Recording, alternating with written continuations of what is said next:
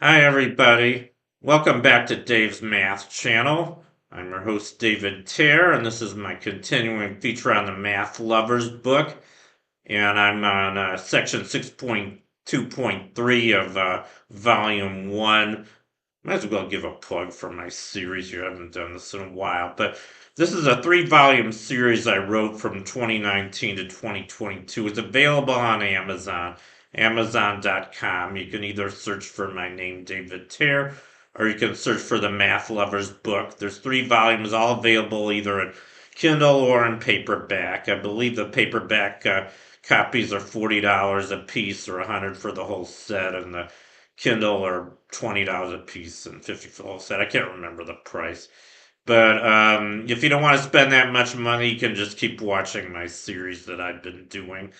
And today I'm going to talk about the octahedral symmetry group. I've been talking about rotation groups and symmetry groups of various platonic solids. So anyway, let's begin. And I'm going to show you the slides in my book. They're kind of hard to read, especially if you're watching on your smartphone. If you're watching on a computer, you probably won't have too much trouble. But what I've done is, I made cutout models of octahedra here. I think it's going to be a lot easier just to demonstrate. I have 2 of them. The one with the blue numbers is the mirror image of the one with the red numbers. So I'm going to demonstrate the entire symmetry group of the octahedron. With just one octahedron, you can demonstrate the rotation group. And I don't think I did a very good job last time. I think I kind of messed up a little bit. I was using cubes. I mean, I may as well show you my cube cutout. But I didn't make it quite right. I didn't make it correspond with what I have in the book. But this octahedron, which is the dual polyhedron of a cube, I did mark the vertices, the faces. I marked the faces, not the vertices. And you'll notice that I marked 1, 2, 3, 4 on one side, and then on the other side I put prime numbers. So let me get that right. Yeah, 1 prime, 2 prime, 3 prime, 4 prime. So there's actually 8 faces of an octahedron. Like I said, it's a dual of a cube, which has 8 vertices and 6 faces. The octahedron has the opposite, 6 vertices and 8 faces. And you can actually demonstrate what the rotation group is. You can demonstrate an isomorphism of that rotation group to S4. Remember, last time I said that the rotation group of a cube, or equivalently of an octahedron, is isomorphic to S4, the symmetric group on 4 symbols. In this case, the symbols 1, 2, 3, 4. I'm going to actually demonstrate that. I'm going to do that first. So I'm going to leave this blue octahedron alone for now. I may as well switch my slides just so you can read along if you want. This is pretty complicated. Maybe it's better to ignore the slide. Yeah, because I do this in a different way. I'm talking about the vertices of a cube, and I talk about all 8 vertices. So it's a lot more complicated to do it this way. So maybe you should just ignore the slides. They're in my book in case you're interested in, but I may as well just start with the introductory slides so you can keep looking at that if you want. But anyway, I'm just going to demonstrate first. The first thing I'm going to do in this lesson is I'm gonna go over once again. This is gonna be kind of a repeat of my previous lesson, except with an octahedron instead of a cube. Last time, like I said, I did it with this cube, but now I've got this octahedron. You can demonstrate the same thing with an octahedron. Actually, I think it's easier here because you only have to worry about the faces, and it's easier to see the faces than the vertices. I didn't even bother labeling the vertices. Except you'll notice that I think I said, half of them are primed. Don't worry about the primes for now. That'll come into play when I show the reflections as well. But right now we're not dealing with reflections. We're just dealing with rotations. So remember I said that there were a total of 24 elements of the rotation group of a cube, equivalently an octahedron. And one of those you always get for free. You get the identity for free. That's just the thing where you don't do anything. And that's an element of every group. So let's just concentrate on. I'm going to concentrate on this 1, 2, 3, 4 base.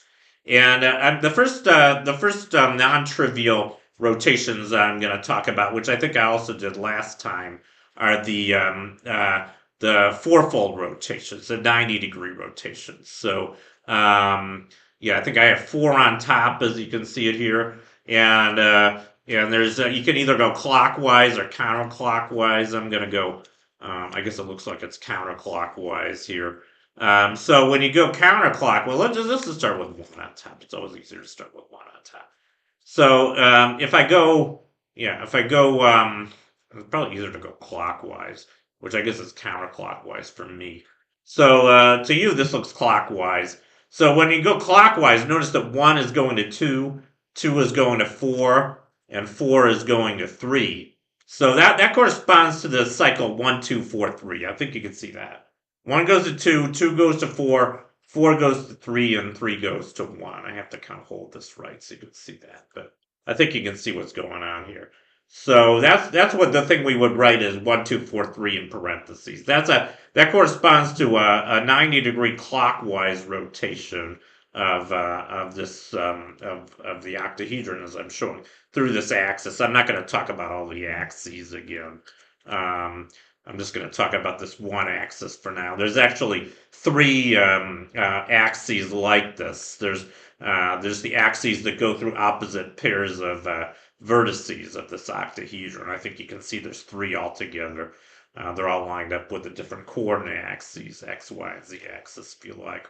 Or, anyway, I think that's enough said about that.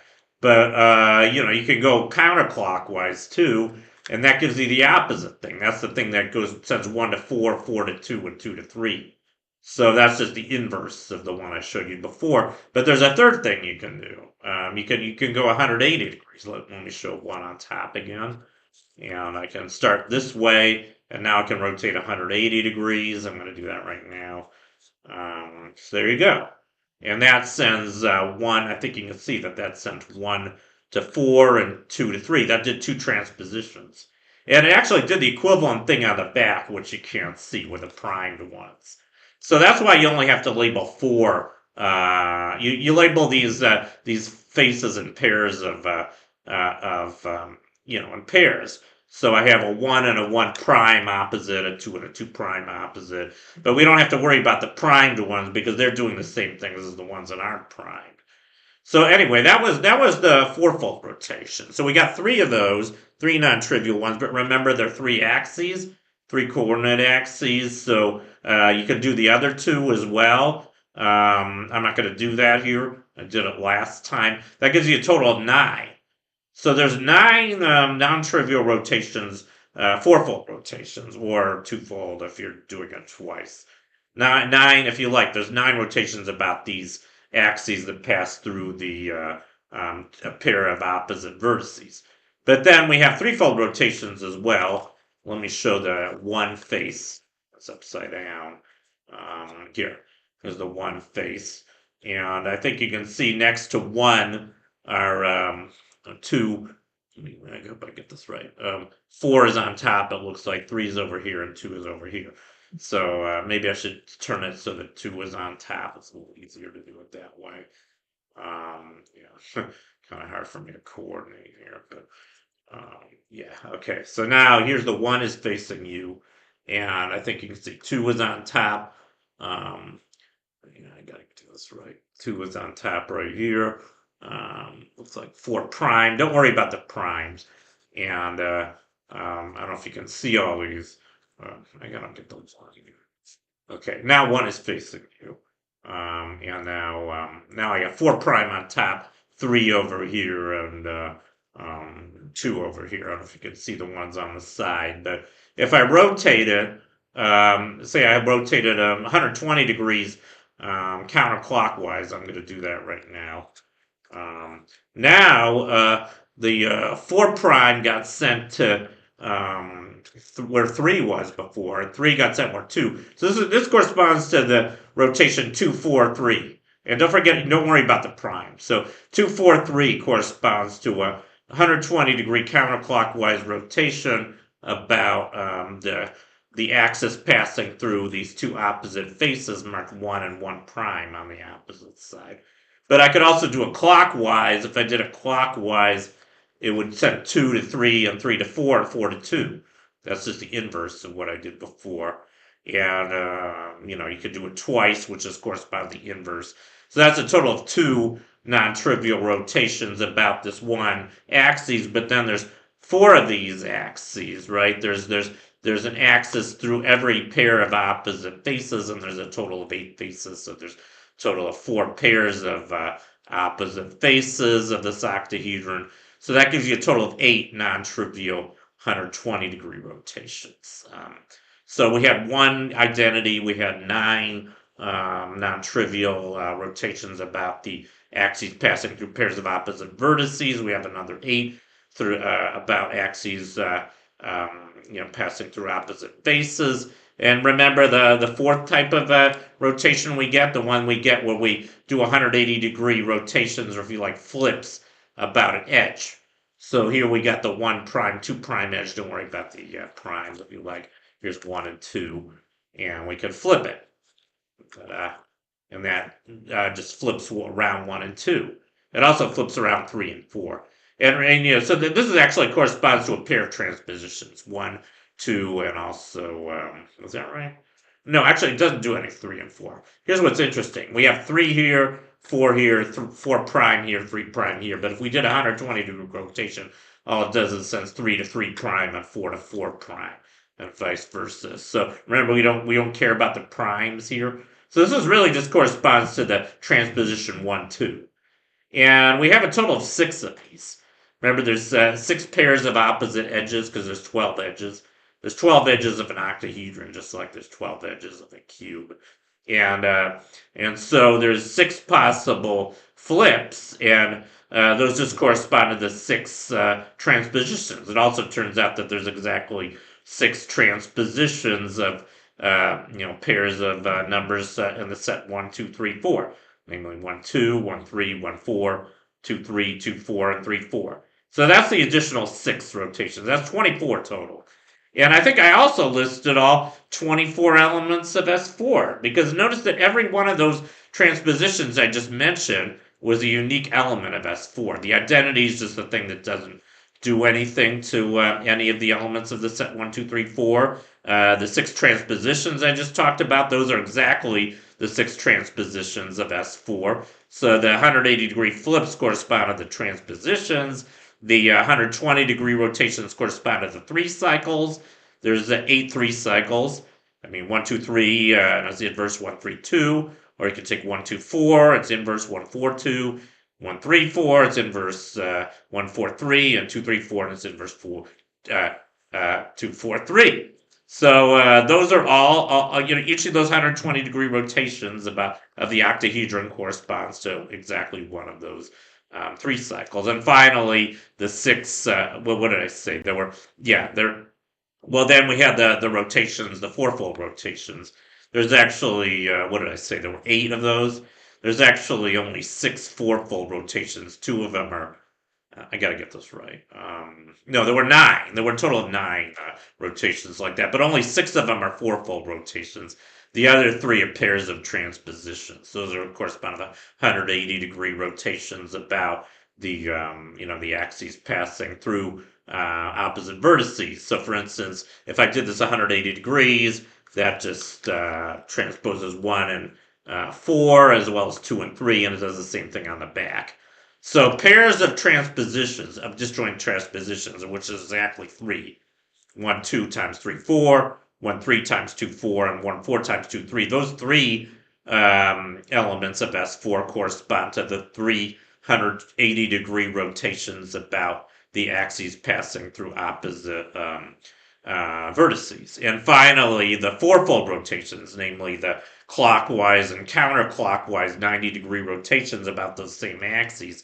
For instance, the one that goes counterclockwise one would, I guess, be the one that goes 1 to 2, 2 to 4, and 4 to 3. That corresponds to the 4 cycle 1, 2, 4, 3. That's one of the 4 cycles, but it turns out you get all 6 of them. Maybe I can find it. So, for instance, where you would also get 1, 2, 3, 4. I gotta find that one. Yeah, and some of these are gonna look primed. Let me just find it. It is here somewhere. Yeah, here. So 1, 2, 3, 4. I mean, notice the two of them are prime, but we really don't care about that. If we did a 90-degree clockwise rotation, that just sends 1 to 2, 2 to 3, and 3 to 4, and 4 to 1. So that gives you 1, 2, 3, 4, and you can check for yourself that you get all six fourfold rotations. 1, 2, 3, 4. Its inverse 1, 4, 3, 2. You also get 1, 2, 4, 3. About a different axis, and you get its inverse 1, 3, 4, 2. And about the third axis, you get 1, 3, 2, 4, and 1, 4, 2, 3. You can check that yourself. I don't want to demonstrate it anymore. But anyway, those are exactly the 24, and then you get the identity. So those are exactly the 24 permutations of S4, of 4 objects, namely in the set 1, 2, 3, 4. So I think I just demonstrated ad nauseum that the rotation group of a regular tetrahedron, equivalently the rotation group of a cube, where instead with a cube you would lay the vertices this way in pairs, opposite pairs, which is what I was trying to do last time. That gives you the full symmetry group. But now, I'm not even done yet. I'm done with most of this lecture, but I didn't even talk about rotations yet. Maybe I should switch the slide, because the first thing I talk about is just the rotations, but then I talk about the reflections. So you're supposed to think of this blue tetrahedron as the reflection of the red one. And if it weren't for the primes, these two tetrahedra would look exactly the same. And also the colors. Don't worry about the colors. I just made one red and one blue so you could distinguish them. But I think maybe I'll just point out here. So these are the vertices on the red tetrahedron that aren't primed. 1, 2, 3, 4. If I did the same thing for the other tetrahedron, you'll notice that this one, let me get this right. This one is the mirror image. I want to make them look like it's a mirror image, but I guess I'd have to put one, one on top. So now one is on top for the red tetrahedron, and I think if you go clockwise, you can see it looks like 1, 2, 4, 3. But then if I did it for the blue one, I got to put one on top again. Now you get the mirror image. Notice that the one on the blue one's a mirror image of the red one. So if you went counterclockwise, you would get 1, 2, 3, 4, 3. Or in other words, if you went clockwise, you would get the inverse 1, 3, 4, 2. Otherwise, they're the same thing. I could just show you the primed side, and the primed side looks the same as the. Let me see if I could do that right. Yeah. So here's the primed side, and I think you can see now they look exactly the same, except blue one's primed and the red one's not. So what am I trying to do here? The full symmetry group of the octahedron. This is not a group we've studied so far. This is a group of order 48.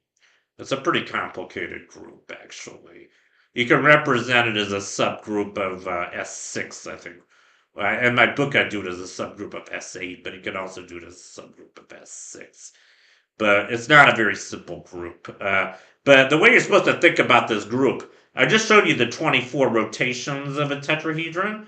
Well, then you've also got the reflections. And the way you're supposed to think of the reflections, another way you can think of the reflections is you just replace everything with a prime. So, for instance, here you got the rotation 1, 2, 4, 3, but then with the primed one, you have 1 prime, 2 prime, 4 prime, 3 prime. And there's no way to go from one to the other. I mean, if you tried to do with this tetrahedron, you wouldn't be able to because it goes 1 prime, 3 prime. It just doesn't work. You have to trust me on that. But you get an additional 24 transformations. Maybe a better way to think about this is if I didn't prime them, then they would be numbered 1 through 8. So instead of writing 1 prime, I could have written 5, and 2 prime, I could have written a 6. And that's kind of how I do it in the book, except I use letters in the book instead of numbers. And I'm representing it as a subgroup of S8. And there's no way that you can get all of these elements just from one tetrahedron. You have to use both, and some of them are reflections. So I think that's the best way to say that. You've got the 24 elements of S4 from one tetrahedron, but then you've got an additional 24 elements that are all reflections of your original ones, and there's no way to just get the reflections from pure rotation. So I think you'll kind of have to trust me on that. You can read my book if you want to learn more. But I think that completes my video for today. Hopefully, I clarified a lot of things from my last video that I didn't do so well. I think this is a much better explanation, at least of the octahedral rotation group, and hopefully pretty good one of the full octahedral symmetry group as well. Anyway, that completes my video for tonight. So thank you for watching. Long live math, and I'll see you guys next time. Bye.